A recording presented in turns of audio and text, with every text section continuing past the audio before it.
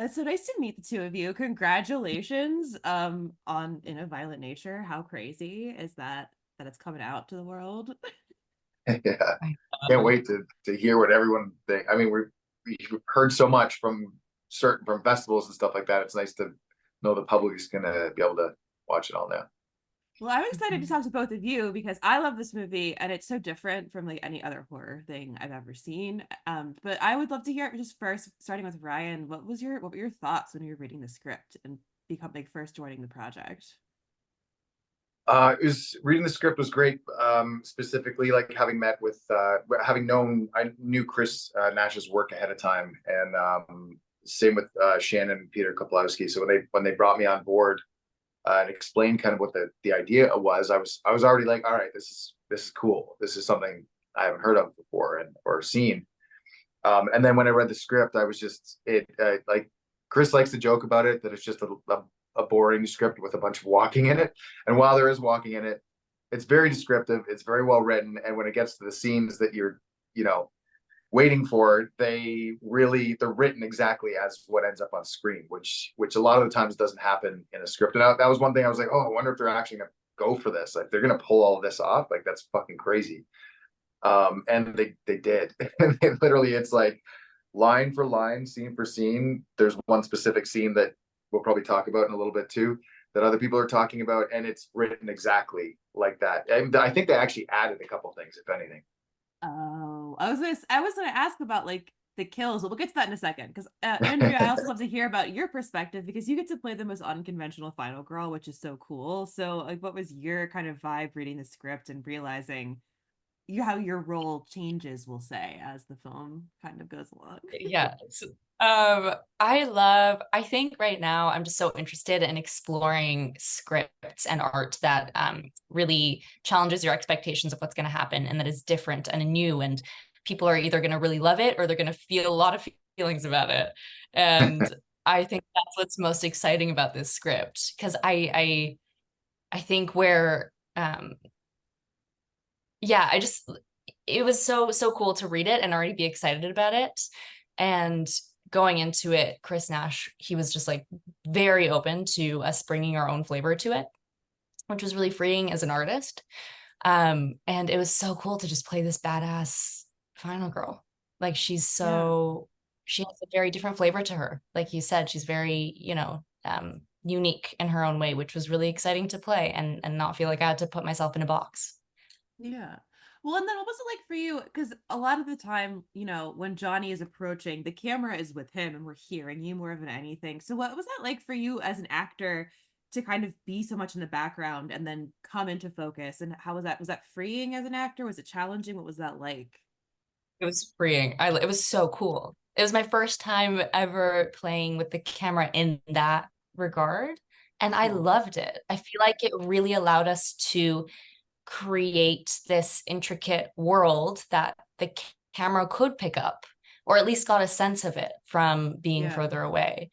And it was freeing. It was freeing without having the camera, right in your face all the time. I feel Yeah. like I actually got to understand my character in a deeper way because of that, which was really cool. Cool. Cool.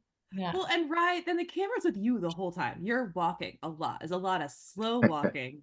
But so was there, and this might sound silly, but like how did you figure out Johnny's gait and like what his walking was like? I feel like because it's so important and you see it, it's such an important thing to figure out. Is that just how you normally walk? Was there like a Johnny walking boot camp? Like how did that work? Um, there kind of was a bit of a mini, like just a mini one. Like we had a one day where we me, Chris, Shannon, and Peter met up in a underground parking garage in Toronto, just Good to start. kind Good of start. figure Good start. those. Yeah, I know, right?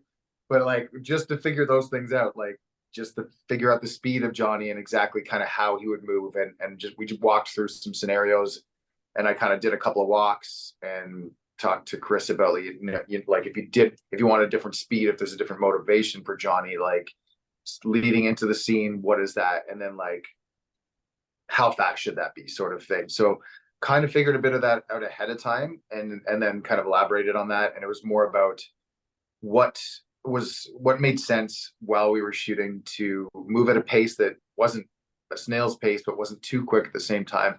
But also our cinematographer, Pierce Dirks, that he could have a fluid like attachment to Johnny without there being too much separation space between them, because we were walking in some pretty crazy terrain too, Yeah. and he's got this rig and it weighs a lot, and he's got a whole suit on too, like holding this stuff up. So it kind of had to work on both ends. It was a bit of a dance with that. And then when Johnny goes into speed mode, they would do the same thing. Me and Pierce would kind of match each other's speeds. We'd walk through it, and then it was kind of just like a learning process as to which would work. But then once the timing kind of got down, it just became like a bit of a click track in my head, and I just was like, and it just would, when we rolled on it, it just kind of, it was weird. I don't know how consistent it stayed, but then later when I watched it, the edits, because there's some jump cuts where he's walking and you cut to, and it worked. And they said they never changed the timing on it, so I was pretty happy about that. I love, and it's like meditative and also a little bit funny, like with the jump cuts of seeing how much you're walking, because we've all seen slashers and know the joke. Like, I can't believe how slow, but I love that we just stick with you and you're just walking, you're just thinking and walk, or maybe not even Yeah. thinking. I don't know, whatever's going on in Johnny's head. It's just chilling. Yeah, But he's that one with nature. He is that one with nature. But that's also you underneath the makeup when we finally see his face, right? Mm-hmm. How long did that take to put on your face? Essentially, it's pretty creepy, and it's a weird moment when we finally see his face. But I love it. It's like kind of sweet. Yeah, I know it weirdly is, and it's like, and we joke about too how you've just seen him do all these horrible things, and you're about to see him do more horrible things right after that. But it's funny because there are a couple they've heard in audiences, literally people say like, "Oh," kind of thing, like.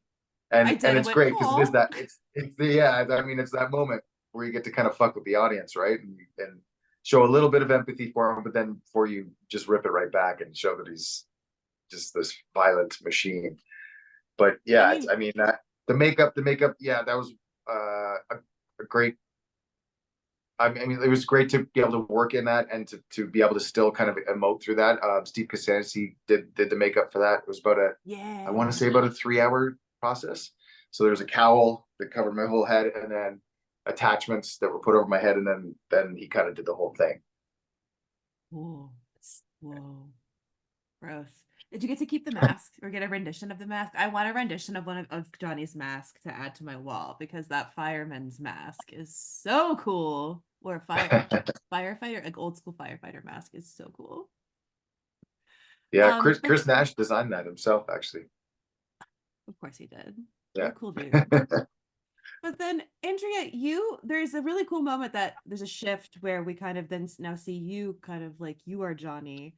And so I was curious if you two, Andrea and Rye, did you guys bond at all? I know there's not a lot of moments of you together on screen, but did you guys bond at all? Like, what was that like to get the two of you on set, or was there not a lot of time for you guys, the both of you, to interact on set? We didn't really have a lot of time on set where we interacted, which is so funny because I find Chris and Johnny to be quite tied in the film because of their, how it flips a little bit. It feels like they're exactly. Yeah, but no, we didn't really. I mean, I feel like there are a few moments where they get closer. Kind of. Yeah, there was yeah. because we were back and forth for a few different blocks of shooting, and the first big block of shooting, when everyone was there, I honestly I tried to actually distance myself a little bit, just because I felt like it would maybe help to scare them a little more in the moment if they didn't know who I was standing behind them in this, in the gear. But I mean, eventually throughout a shoot, you end up becoming friends with people. If you're not an asshole, it just kind of happens, right? Yeah. Cool.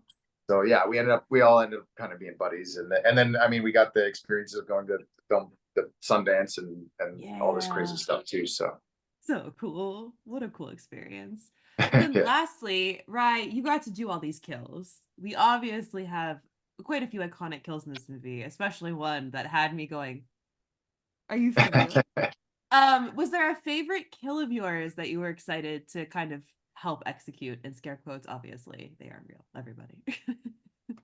Yeah, I mean it's kind of the go-to. I mean, well, I keep saying this too, because it's hard because when you rewatch it, I every time I watch a scene, I'm like, that's actually pretty awesome too. Like that's great. They all have their kind of magic moment Oh of yeah. just different things happening.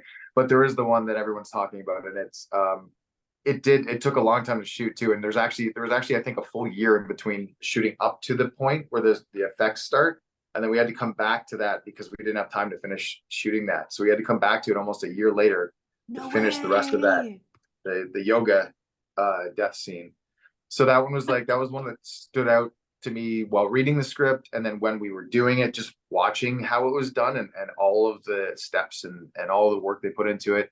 And I'd kind of be standing there doing some things, like with my leg and my arms, and then I'd step away and they'd come in and change all this stuff up and add pails of goop and blood and stuff. And then yeah, and then the location where that was shot as well is just such a cool spot. So that kind of Yeah. adds to the whole experience of it, I think too.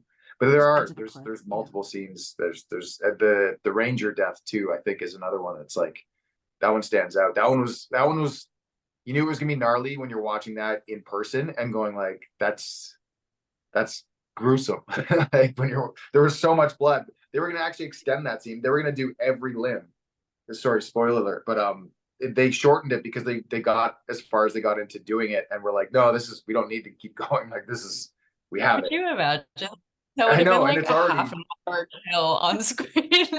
yeah, like That it's was so extended. long. It's long. Like it goes on. It's gruesome, but like it was gonna be longer. My God. Well, thank you both so much for chatting with me about In a Violent Nature. It was lovely to meet the both of you and to hear all about the film. So thank you so much. You Yeah, too. thanks for Thank having you. us.